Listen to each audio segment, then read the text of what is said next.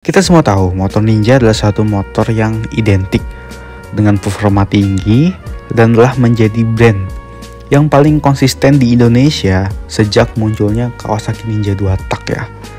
Ya bahkan semua motor sport fairing di Indonesia itu pasti nyebut lu beli motor Ninja cuy. Sempet kan terbangun opini seperti itu. Tapi di video kali ini gue mau bahas karena ada salah satu motor yang diciptakan oleh Kawasaki tapi nampaknya menjadi brand yang gagal, dan Kawasaki ini telah gagal gitu membangun sebuah brand dan filosofi di motor ini. Ya mungkin kan sebagian udah pada tahu ya. Yang akan gue bahas adalah Kawasaki Ninja 250 SL ya, atau SL Mono atau Ninja RR Mono.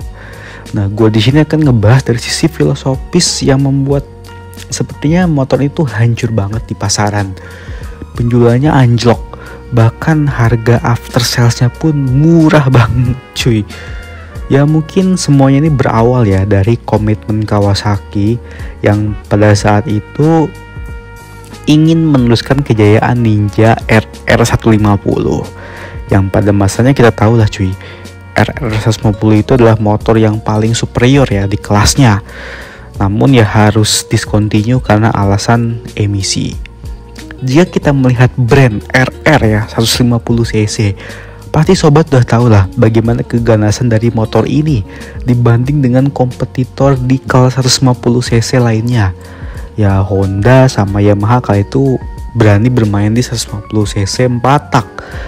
Ya jelas lah dari power dan sisi performa ya kebanyakan jauh lah cuy dibanding dengan RR 150cc yang jelas-jelas dia 2 tak ya.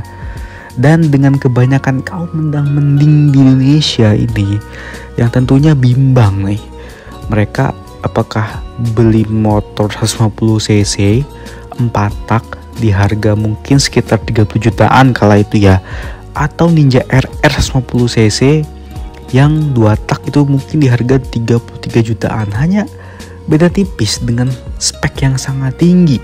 Dan tentunya kalau kalian pakai balap-balap kucing lah ya di jalanan atau gaspol dikit, ya jelas pasti akan menang yang 150cc 2 tak.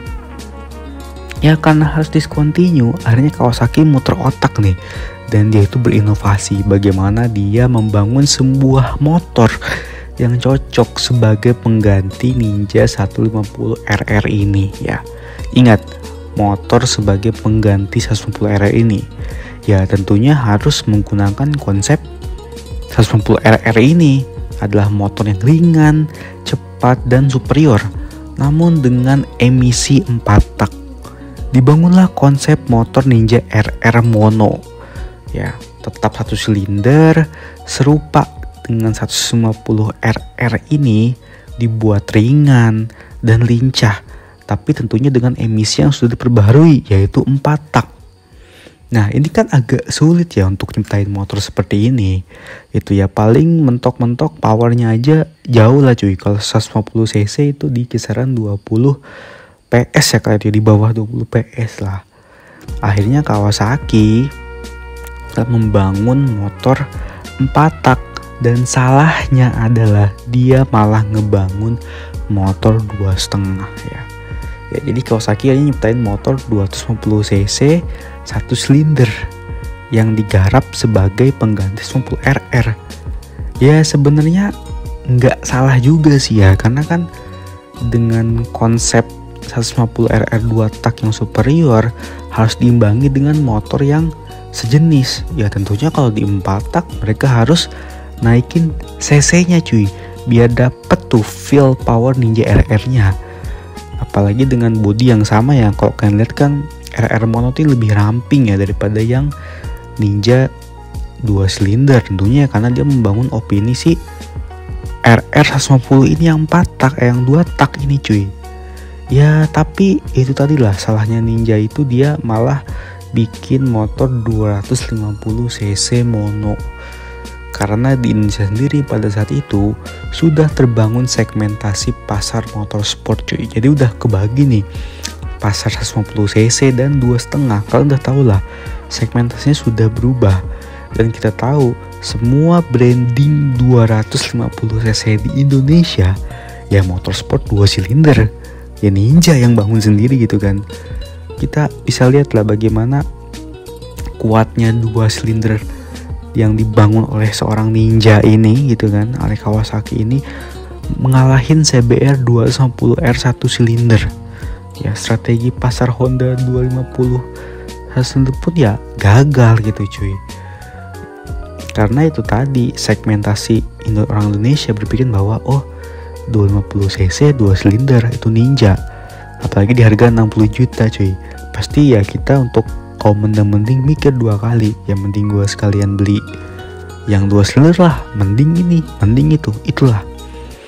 Nah strategi Honda yang sudah gagal ini malah diikuti oleh Kawasaki dengan bangun segmentasi motor 250 RR mono ini. Yes, 250 RR mono, mesin KLX. Ya ada yang bilang ini mesin KLX, cuman ya mungkin kalian bisa cari tahu ya. Dan tentunya bagi kaum mending akan mikir 2 kali lah.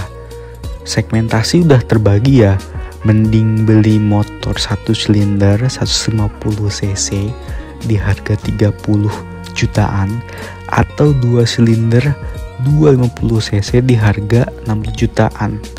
Sedangkan kala itu RR mono kan dijual di harga 45 mungkinnya sampai 50 jutaan ya.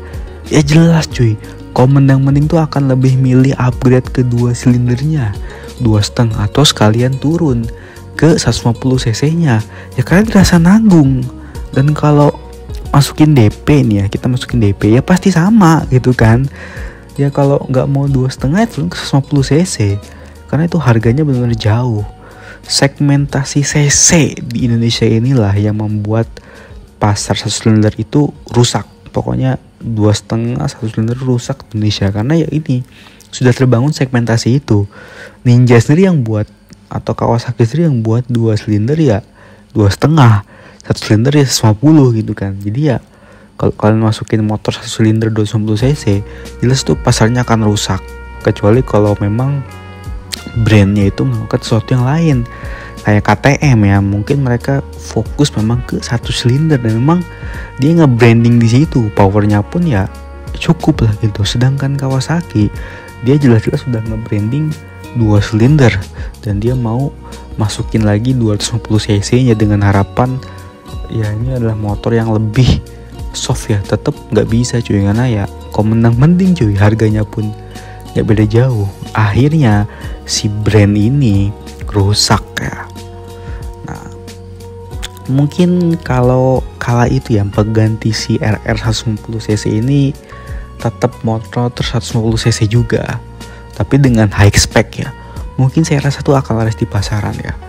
Atau Kawasaki berani menciptakan motor 150 cc pengganti RR ini yang memang secara speknya di zaman itu mengalahkan si CBR 150 atau R15. Namun sayangnya manuver Kawasaki ini salah banget cuy. Ya meskipun pernah sampai diskon besar-besaran ya, waktu itu pernah gue sempat lihat juga si RR mono itu turun cuy di harga 28 jutaan dengan segmentasi ya mereka mau ngancurin 150 cc. Tapi tetap aja cuy nggak laku, karena kala itu ya RR mononya udah ketinggalan zaman. R15 sudah muncul yang lebih canggih, CBR sudah muncul yang lebih canggih cuy. Dan juga udah terkadung segmen 2,5 lah. Motornya pasti tentunya lebih boros ya, dan lebih ini beda lah cuy sama Ninja RR 2 tak ya. Dan opininya pun udah keburu jelek juga sih di Indonesia. Ya tetaplah nggak laku. Bahkan itu ada yang beli Z250RR ya, Z250 SL versi yang naked dari motor ini tuh di 51 juta dan hancur cuy dijual. Itu cuma laku 20 juta dalam kurun waktu setahun. Ya saya nggak ngerti sih kemana tuh branding tujuan si SL ini ya. Mungkin kalau luar negeri akan lebih laku karena memang segmentasinya dia berdasarkan silinder gitu kan, dia berdasarkan dengan lisensi, berbeda dengan di Indonesia yang sudah memplotkan si cc 150 cc dan 250 cc. Ya Mungkin itu jadi video gue, dan bagaimana menurut pendapat kalian?